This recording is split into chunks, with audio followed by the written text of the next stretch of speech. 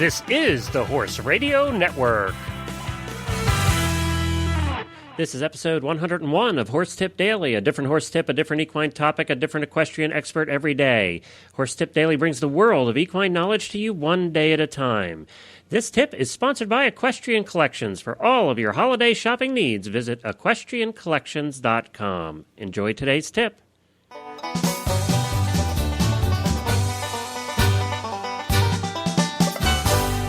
This is Glenn the Geek back with you from Lexington, Kentucky, and you're listening to Horse Tip Daily. Today we have back with us an international dressage rider, Lisa Wilcox. She's co-host of the Dressage Radio Show. Lisa is an international dressage competitor, trainer, and teacher. Well respected throughout the world for her talents, Lisa's a sought-after clinician. Her training philosophy emphasizes the correct use of seat to allow the horse to develop freedom and expression of its gaits. Her motto is do it with a smile, and she does smile all the time. I can attest to that.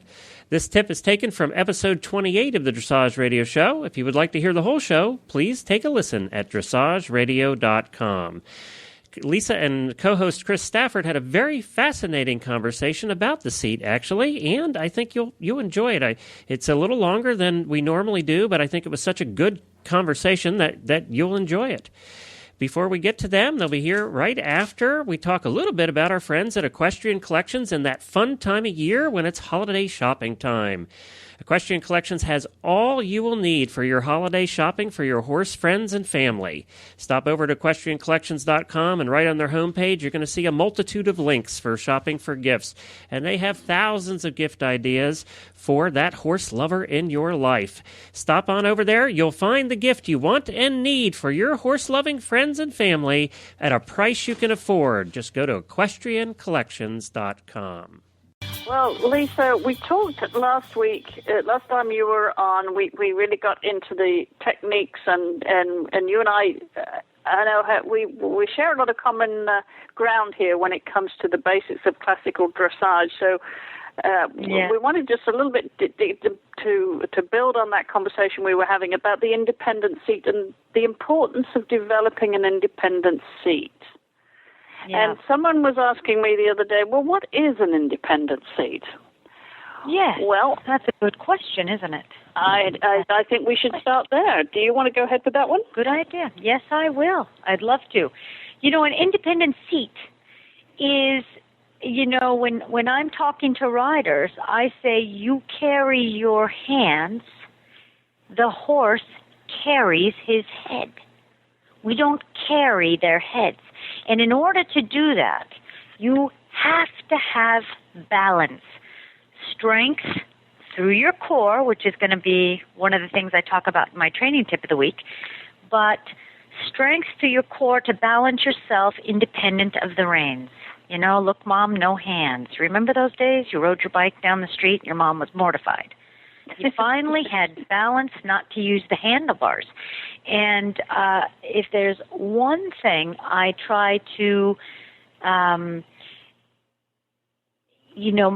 is the reins are not handlebars. And unfortunately, they become handlebars when we lack an independent seat. Rather than sitting up using our back muscles, stomach muscles, not necessarily thigh. My thigh is very loose. I don't want to close the back down, so I'm not vice gripping. I have a nice, relaxed, loose thigh that lies around the barrel, and otherwise I'm sitting up. My seat bones are in contact with the saddle because I'm sitting up. Belly button leading, shoulders back, and in this posture, I have to be able to manipulate the rein without blocking the horse's movement forward. Right. And when I say a half halt in forward, it isn't pulling back to have a horse do a downward transition. No. The horse maintains the length of neck. You squeeze your fist. He feels that barrier on the end. He feels that he's been definitely given a specific parameter. He yields to it. The fist relaxes in the moment that it feels him yielding. He maintains his length of neck, maintains his frame, and we were able to do a downward transition. So, and importantly, that you're not you're not using the horse to keep your balance, basically. You're not using your reins. You're not using the horse to keep your balance. Now, I don't know about you, Lisa, but way back when I was very young, we went through all kinds of exercises to develop an independent seat. And some were more fun than others, but they were all hard work, but they all achieved the end result of developing a strong core and an independent seat that no matter what the horse did, where he put his head, it didn't affect where you were. You always stayed over the center of balance. Correct. And I remember, I don't know if did you go through Pony Club? I knew you grew up in the Midwest, yes. didn't you? Yes, I sure did. So I did, we did the Pony Club thing, and then because I grew up in England, I went through equitation school, and one of the things we used to do, in the indoor arena, we used to have what we called the yard ponies. There were a bunch of ponies that anybody could jump on, and we'd do all kinds of exercises with them to develop, to teach us to be independent of them, and we'd be riding them with our arms folded. We'd canter around an arena with our arms folded. We'd walk, we'd trot, we'd canter with our arms folded. And we just learned to use our body.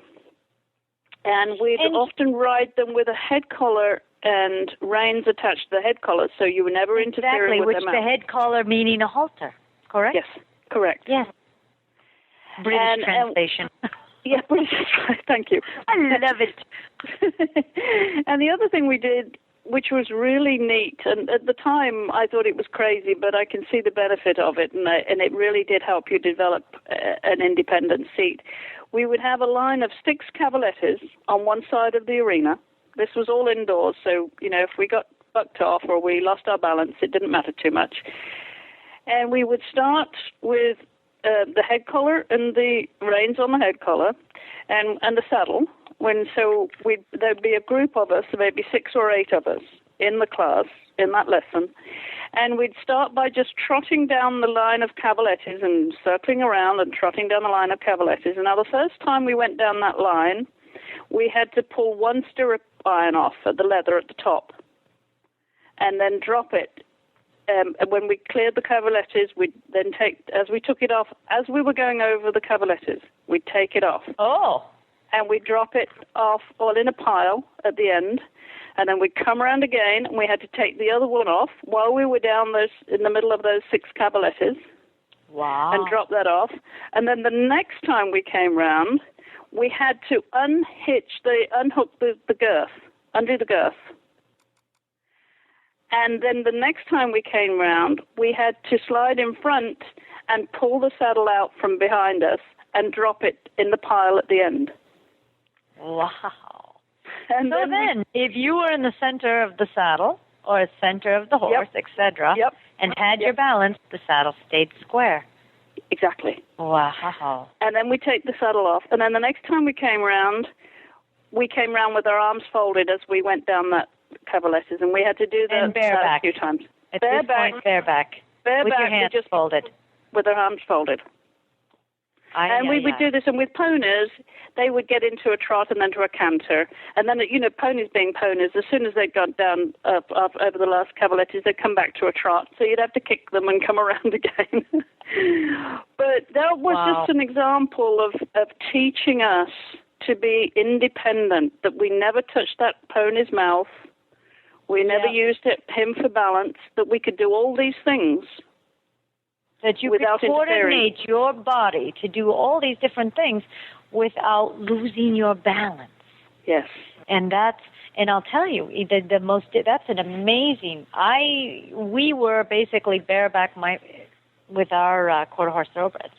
We rode very often bareback because my father was very adamant about not having us hang up in a stirrup somewhere, and we had lots of acreage, and he wouldn't be around to free us, and this, that, and the other, and he'd rather the horses ran home and we came trotting behind. But through these pony games and the bareback riding and barrel racing and running down and sticking a stick in a bucket and then looking around the barrel, and I've seen these are some of the fun games. They have the pony games in Germany, and the kids have no saddles. And they're reaching and leaning, and they're not touching the pony, basically. They're just doing they're participating in this game. That's right, and that's what I do. And not even realizing they're learning balance. That's exactly right. Well, I have to say that before I did these at Equitation School, I'd already done a lot of pony club stuff, and a lot of gymkhanas where we did that. You know, since I've been knee-high to a fetlock, we did gymkhana stuff, all those games where you were hanging off your pony and left and right and sometimes leaning down at a full tilt canter. Yeah. Oh yeah. Oh yeah. You'd be going full tilt and you'd be leaning off them, but you never lost your seat. You never lost your balance. Oh, you did fall off sometimes. You learn courage, etc., etc. These kids learn courage, but bringing this back to the world of the amateurs and the people who start a little later, you know, this is going to be a little threatening and intimidating, but lunging.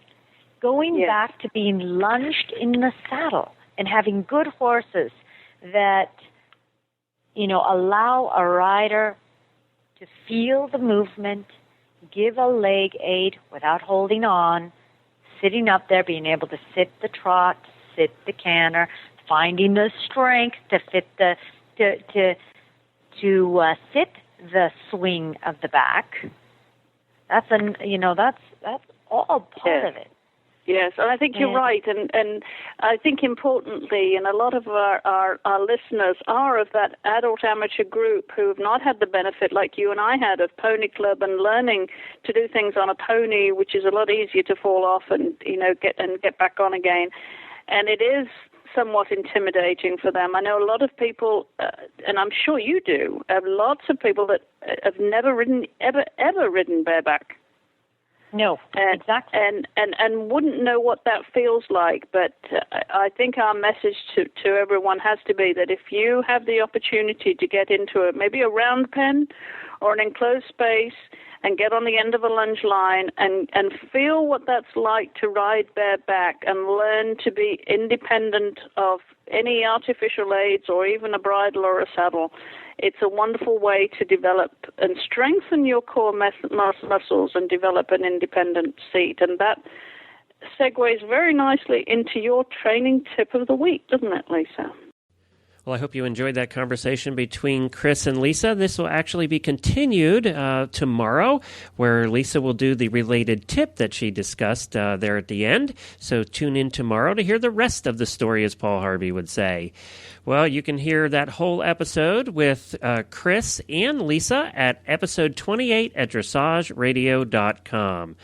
We'll be also continuing later this week our series with Fran Jurga on great gift book ideas for the equestrian lover in your life. Every horse person seems to like horse books, so we'll be doing that as well. And I also have the great fortune today for the Stable Scoop radio show to record an interview with Monty Roberts. We're very excited about that, and we'll be doing that today, and that'll go live on stablescoop.com on Friday. So we're excited about that here at the Horse Radio Network as well. Please drop me an email at glenn@horseradionetwork.com and let me know if you're enjoying the show, or if you have any questions or specific tips you want to hear about. We want to hear from you. And don't forget to check out all the other great shows on the network, like the Dressage Radio Show and the Stable Scoop Show, over at horseradionetwork.com. Well, we'll be back again tomorrow with the second part of Lisa's tip. Until then, stay safe, everyone.